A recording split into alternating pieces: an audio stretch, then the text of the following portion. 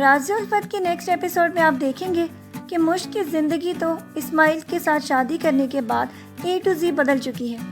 وہ تو کبھی نہیں چاہتی تھی کہ وہ اسماعیل جیسے انسان کے ساتھ شادی کرے کہ جس کی پہلے ہی مینٹلی ریٹارڈڈ بہن اور ساتھ میں 2 بچے بھی ہیں، لیکن ارتضیٰ کی بے وفائی کی وجہ سے اس کی شادی اس کے والد نے اسماعیل کے ساتھ کر دی تھی، اور اس کے والد کی وفات کے بعد تو اس کے پاس کوئی آپشن ہی نہیں بچے گی کہ وہ اسماعیل کے ساتھ گزارا کرنے کی کوشش کرے۔ لیکن اسماعیل کے بچے اور اس کی بہن اس کو ایک آنکھ نہیں بھاتے۔ آگے جا کے آپ دیکھیں گے کہ اسماعیل اس کے ساتھ بہت زیادہ کوآپریٹ کرنے کی کوشش کرے گا، اور اس کے والد کی وفات کے بعد تو اس کا رویہ اس کے ساتھ مزید تبدیل ہو جائے گا۔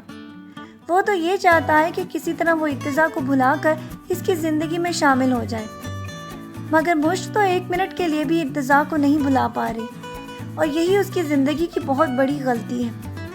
جبکہ اس کے والد افتخار صاحب مرنے سے پہلے اسماعیل سے بھی یہ کہہ چکے ہیں کہ اس کے ہاتھ ہیرا لگ چکا ہے،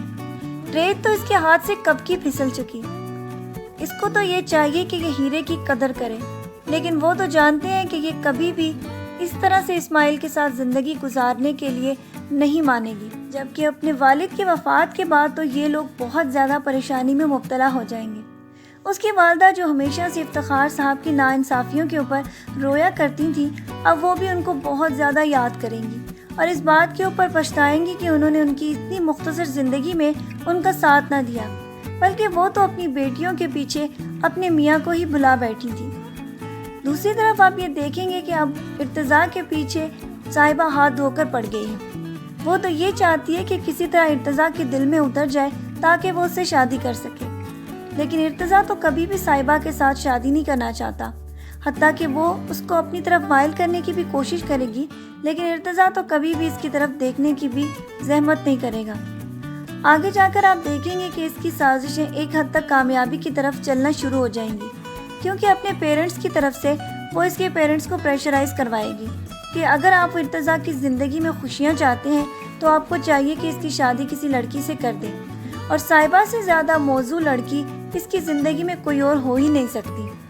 یہ ساری باتوں کے بعد تو اس کے پیرنٹس اس بات کے اوپر ارتضیٰ کو بہت زیادہ نیکسٹ ایپیسوڈز میں مجبور کرنے والے ہیں کہ وہ اس کے ساتھ شادی کر لے،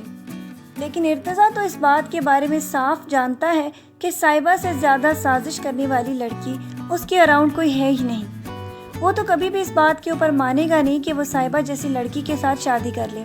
لیکن جب اس کے پیرنٹس کا اس کے اوپر بہت زیادہ پریشر آئے گا تو اس کے بعد وہ بھی اس بات کے اوپر ماننے کے لیے تیار ہو جائے گا کہ وہ صاحبہ کے ساتھ شادی تو کر لے گا، لیکن کبھی بھی اس کو وہ مقام نہیں دے گا جو کہ وہ مشک کو دینا چاہتا تھا،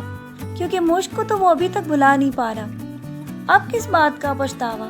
مشک نے جب اس کو اپنی بات سنانے کی کوشش کی اور اس نے اس کی بات نہیں سنی، تو اس کے بعد تو اس کو اس بات کا احساس ہونا ہی نہیں چاہیے کہ مشک کو اس کی ضرورت تھی۔ عشق میں کہیں پہ بھی کوئی امتحان آتے ہیں تو لوگ اپنی جان کی بازی بھی لگا دیتے ہیں، یہاں تک کہ اپنی جان بھی ہار بیٹھتے ہیں، لیکن اس کے لیے تو ذرا سی بات بھی برداشت نہ ہو پائی، اور مشک کو الزام ٹھہرا کر اس نے اسی کو سزا دے کر اپنی ہی عدالت میں اس کو مجرم قرار دے دیا۔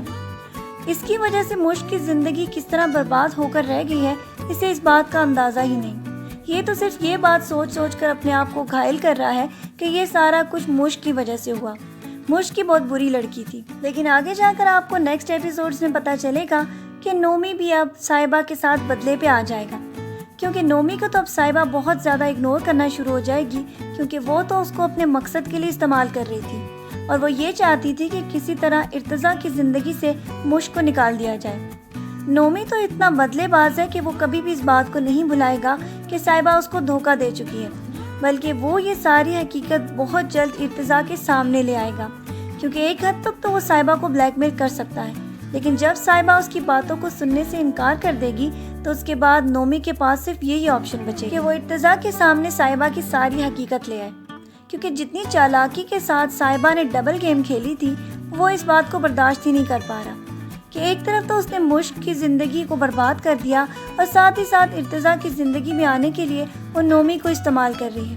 اور اس کے بعد جب یہ ساری باتیں ارتضیٰ کو پتہ چلیں گی کہ یہ سارا کا سارا کھیل صاحبہ کا چلایا ہوا تھا، تو اس کے بعد ارتضیٰ کے پاس تو کچھ بھی باقی نہیں رہے گا۔